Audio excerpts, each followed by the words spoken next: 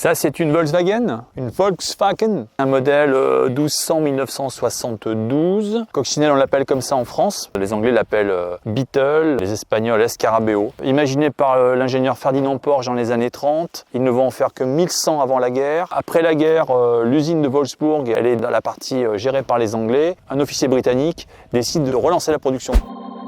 Ça, je dirais, c'est le génie industriel par excellence, c'est-à-dire que c'est faire une voiture simple à construire, simple à utiliser et simple à entretenir. On a un châssis plateforme, un moteur à l'arrière, refroidi par air, qui est capable de brûler des essences même de très mauvaise qualité, qui roule tout le temps, qui chauffe relativement peu.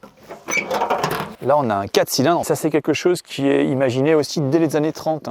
Quand Ferry Porsche, le fils de Ferdinand, va vraiment développer la marque Porsche avec sa 356, l'architecture moteur est quasi identique. C'est un intérêt d'avoir un moteur à l'arrière? Oui, c'est un intérêt d'avoir un moteur comme ça en porte-à-faux à l'arrière. Ça charge l'essieu moteur, donc on a une excellente motricité. Puis surtout, encore une fois, ça dégage du volume pour l'habitacle. La Fiat 500, qui sera conçue par un autre super ingénieur qui s'appelait Giacosa, il reprend le même principe. Puisque le moteur est à l'arrière, à l'avant, on a le coffre. La roue de secours, bon évidemment on n'a pas un espace de rangement extraordinaire, mais enfin on pouvait mettre des sacs souples, des valises, puis après souvent on pouvait monter également une galerie sur le toit. Alors évidemment il n'y a pas de poids à l'avant, on a plus de chances de sous-virer, de perdre l'avant que de perdre l'arrière.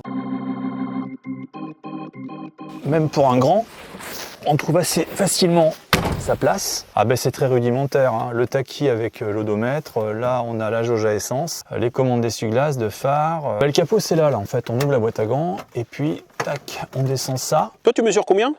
1m92 normalement. Et t'es bien dedans? Et bien, je suis très bien, et encore une fois, mes pieds peuvent faire toutes les manœuvres de conduite. Je suis pas gêné aux épaules, j'ai un grand volant parce qu'il n'y a pas de direction assistée bien sûr. Et puis derrière, on peut en mettre deux comme moi, je pense qu'ils seront pas trop mal. Et on peut encore mettre un peu de bagages là devant le moteur derrière, mais pas une grosse valise, mais des sacs souples. Ouais.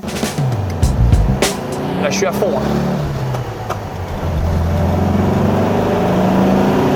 Ah ouais, on est quand même avec le moteur. Au niveau insonorisation, c'est pas terrible, mais ça tombait jamais en panne. Ou alors c'était des pannes tellement simples que, je veux dire, tout un chacun était capable de réparer soi-même. Le pédalier au plancher qui est un peu déroutant. La boîte est entièrement synchronisée. Tambour sur les 4 roues, mais bon, ça freine très bien. Et pour une voiture qui a 50 ans? Ouais, non mais la fleur de l'âge, 50 ans. 34 chevaux sous le capot, on risque pas de grand excès de vitesse, ce qui est pas plus mal. C'est vraiment une auto qui incite à rouler tranquillement, qui incite à la flânerie. Ça a l'air de freiner droit, il n'y a pas trop de jeu. On va voir ce que ça donne au contrôle technique chez Autostur.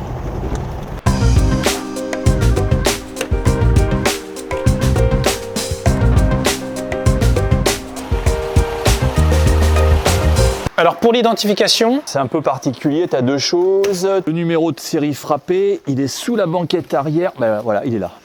Et ensuite, il faut faire un peu d'exercice. Elle est sous la roue de secours, ici.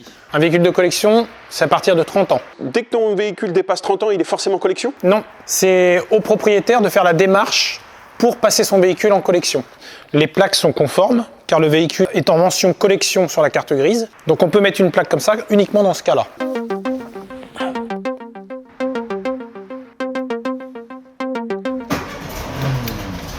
Donc là, cette voiture, elle est du 2 octobre 1972, donc elle est concernée par le contrôle de la pollution. Elle aurait été du 30 septembre 1972, on ne contrôlait pas la pollution.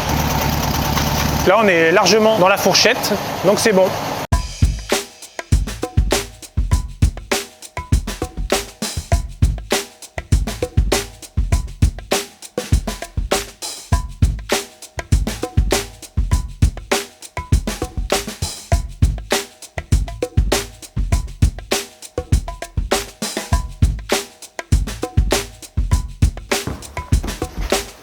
Voilà, il y a une petite déformation, mais c'est tout. Ouais, voilà, ça a frotté, mais après le reste, non, mis à part la corrosion, elle est quand même assez saine. Un petit peu de rouille par-ci par-là, mais rien de dramatique. On voit que c'est une voiture quand même qui a été entretenue. Il y a beaucoup de pièces qui ont été changées. C'est bien d'avoir un regard extérieur de temps en temps sur son véhicule.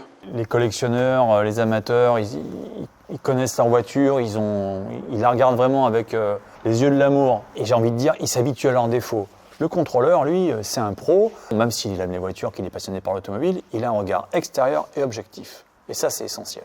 Par exemple, le frénomètre, le banc de freinage, il recrée en fait des conditions de freinage sur route. Ça correspondrait à un énorme freinage d'urgence. Donc s'il y a vraiment quelque chose qui ne va pas, on va le déceler. C'est une visite médicale générale qui permet de mettre le doigt sur des choses que l'on va pouvoir mettre en évidence sans démontage. S'il faut investiguer, après c'est le rôle des spécialistes, des réparateurs et autres, c'est plus le nôtre. Contrôle terminé? Contrôle terminé. Merci Tony. Merci à vous.